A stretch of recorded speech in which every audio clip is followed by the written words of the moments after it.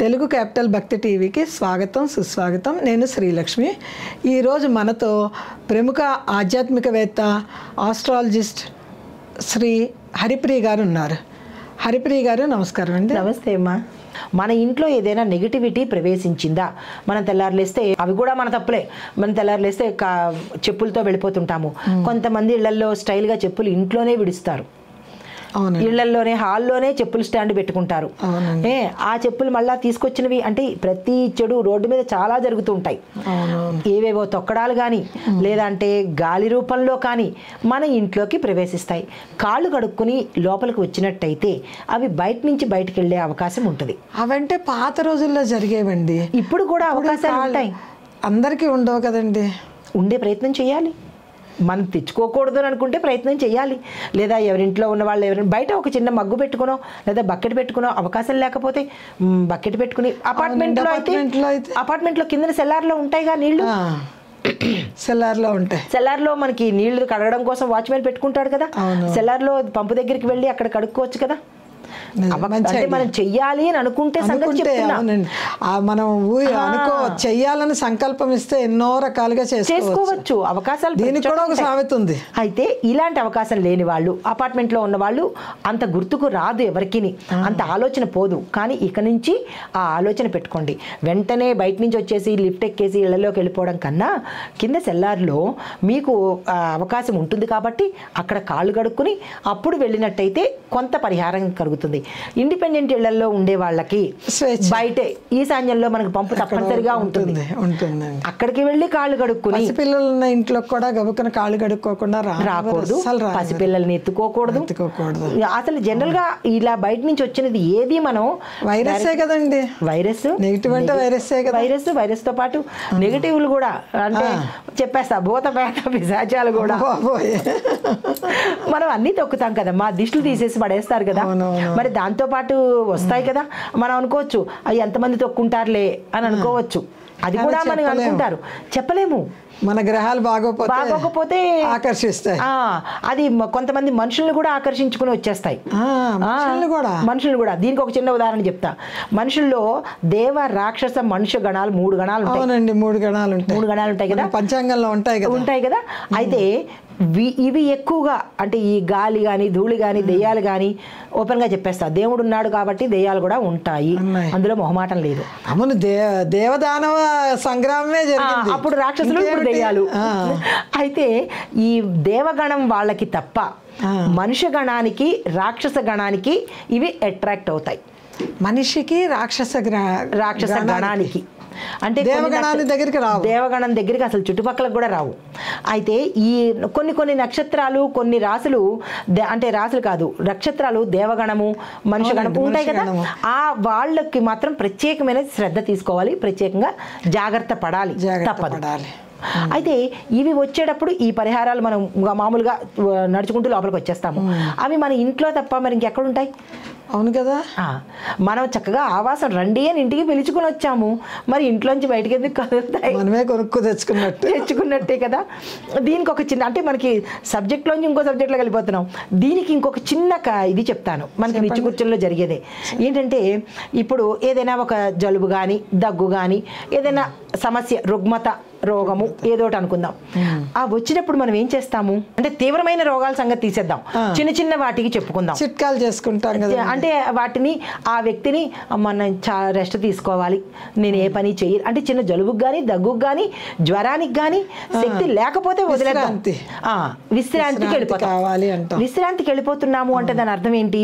దాన్ని మనం ఎంచక్కా కాపాడుకుంటున్నాం. నా దగ్గర ఉండి తల్లి, నా దగ్గర ఉండి బాబోయ్. మరి మన ఎవరైతే ప్యాంపర్ చేస్తారో వాళ్ళ దగ్గరే కదా ఉంటాము కదా. జలుబు లేదు, దగ్గు లేదు, ఏమీ లేదు అని దాన్ని పట్టించుకోకపోతే అది ఎందుకుంటుందండి? ఇప్పుడు నేను మీ ఇంటికి వచ్చాను, చూస్తాను, మీరు రండి అని కూర్చోబెట్టి పళ్ళు పలారాలు అన్నీ ఇచ్చేసి చక్కగా ఏసీ వేసేసి చుట్టూ చక్కగా వేసి మంచి కుషన్ సీట్ ఇచ్చేస్తే నాకు కథల బుద్ధి ఎందుకు అవుతుంది? 1-2 మాటలు ఎక్కువ చెప్పి సాయంత్రం వరకు కూర్చుంటాను హాయిగా అన్నట్టు కూర్చుంటామా? అవును కదా. అలా కాకుండా రండి అని నిలబెట్టేస్తే ఎంతసేపు ఆ మనిషి నిలబడతాడు? ఎక్కువసేపు నిలబడరు, వెళ్ళిపోతారు. అంటే ఏంటి, ఒక మనిషి అయినా ఒక రోగమైనా దాన్ని ప్యాంపర్ చేస్తే దాన్ని బుజ్జగిస్తే మన దగ్గరే ఉండిపోతుంది. దాన్ని నెగ్లెక్ట్ చేసి నాకేమీ లేదు అంటే అది ఎన్నాళ్ళు ఉంటుంది? ఉండదు. వీళ్ళు నమ్మట్లేదు కదా. అలాగే ఈ భూతాలు కూడా నమ్మకం మీదే. అంతే కదా. మరి ఇది నమ్మకం కాదమ్మా, వాస్తవం. ఇది వాస్తవం. ఒక పెద్ద మనిషి చెప్పాడు ఏంటంటే, ఇది మన పోస్ట్లో కూడా వచ్చింది, ఇది మనకి వాస్తవం కూడా. ఎవరైతే ఇలాంటి వాటిని ప్యాంపర్ చేసి మన జనరల్గా అందరూ అనేదే రెస్ట్ తీసుకో, అలసిపోయావు, లేదా జలుబు వచ్చింది. ఏంటి జలుబు వస్తే ఏమైంది? So what? మన దానికి తీసుకుని వెళ్ళిపోతే అది ఎన్నాళ్ళు మనం ఎంత సేవ చేసినా మందులు వేసేసి మాకులు వేసేసి దుప్పటి ముసిగెట్టేసి తన్నేసి పడుకుంటే చక్కగా వెచ్చగా బాగుందని ఉంటుంది. 2 రోజుల్లో పోవాల్సింది 10 రోజులు ఉంటుంది. అది ఉంటుంది. అది దాన్ని నెగ్లెక్ట్ చేసి కనుక మనం వదిలేసి వెళ్ళిపోతే వెంటనే అది మన నుంచి దూరం అవుతుంది. అలాగే ఇది కూడా మన ఇంట్లో జాగ్రత్తగా తెచ్చిపెట్టుకుని ఇంట్లో అశుభ్రంగా ఉంటే అలాంటి ప్రదేశాలే కదా వీటికి ఆలవాలము. అవును కదా. శుభ్రంగా శుచిగా ఉన్న ప్రదేశంలో దేవుడు ఉంటాడు తప్ప దెయ్యాలు ఉండవు. అవునవును. లక్ష్మీదేవి అక్కడే కూర్చుంటుంది కదా. మరి మనమే దాన్ని తెచ్చుకుని భయపడిపోతే ఎట్లా కదా. దాన్ని పంపించే ప్రయత్నం చేయాలి. అయితే ఇప్పుడు మన అంశంలోకి వస్తే ఈ కొబ్బరికాయ కుళ్ళిపోవడం కానీ, నీళ్లు రావడం కానీ, నల్లగా అవడం కానీ దేనికి ఇండికేషన్ అంటే ఆ ఇంట్లో ఏదో అశుభం జరగబోతోంది, ఏదో చెడు జరగబోతోంది, లేదు అంటే ఆ ఇంట్లో నెగిటివిటీ ఉన్నది అని అర్థము. ఇది మనం రాసి పెట్టుకోవాల్సిందే. ఇంత వెనకాల ఇంత ఉంటుందన్నమాట. కాబట్టి వెంటనే దాన్ని తొలగించుకునే ప్రయత్నం చేయండి. అంతే. ఏముంది వెంటనే ప్రశ్న ఉన్న చోట ఒక జవాబు ఉంటుంది కదా.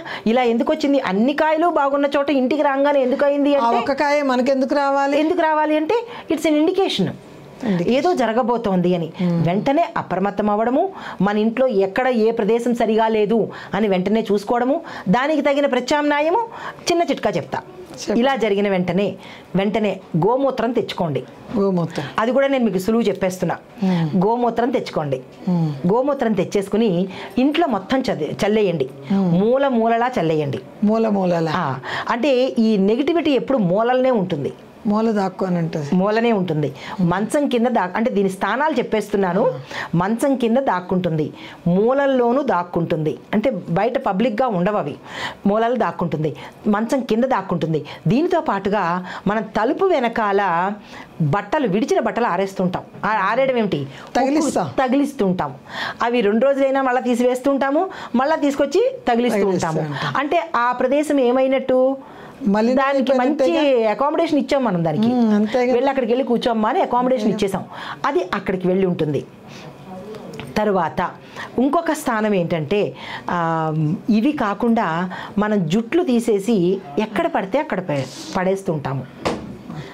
అవునా? జుట్టు కూడా అట్రాక్ట్ చేస్తుంది. జుట్టు దెయ్యాన్ని, ఇంకా నెగిటివ్ అని 10 సార్లు అన్ను, దెయ్యాన్ని అట్రాక్ట్ చేస్తుంది. అందుకే తల విరబోసుకుని ఉండద్దు అంటారు. తర్వాత ఇంకొకటి, తల మంచం మీద పడుకునేటప్పుడు చాలామందికి అలవాటు ఏంటంటే, ఇక్కడ హెయిర్ పడుతుందని చెప్పి దాన్ని మంచం వెనకాలకి వేసి పడుకుంటారు. పోస్చర్ అర్థమైందా?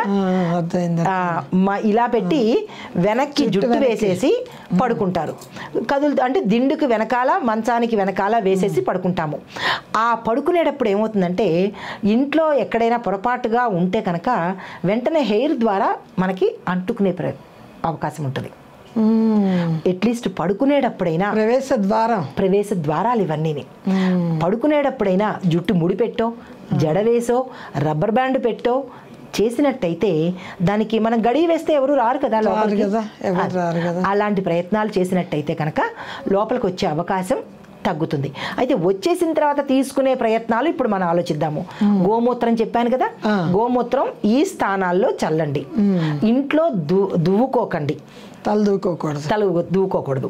తర్వాత ఆవు పిడక తీసుకుని దాని మీద ఆవు నెయ్యి వేసి కర్పూరం బెళ్ళపెట్టి, ఇది అంటే అంత వెంటనే మనకి అంటేసుకోదు కదా, ఒక పళ్ళెల్లో పెట్టి ప్రతి మూల ఈ ఆవు పేడను అంటే ఆవు పేడతో చేసిన పిడక ఉంది కదా, ఆ పిడక మీద మనం ఇది పెట్టాం కదా, కర్పూరం కర్పూరం పెట్టి పెట్టాం కదా, వెలిగించాలా? వెలిగించిన తర్వాత దాన్ని ధూపంలాగా అంటే చిన్నగా మంటలాగా వస్తుంది.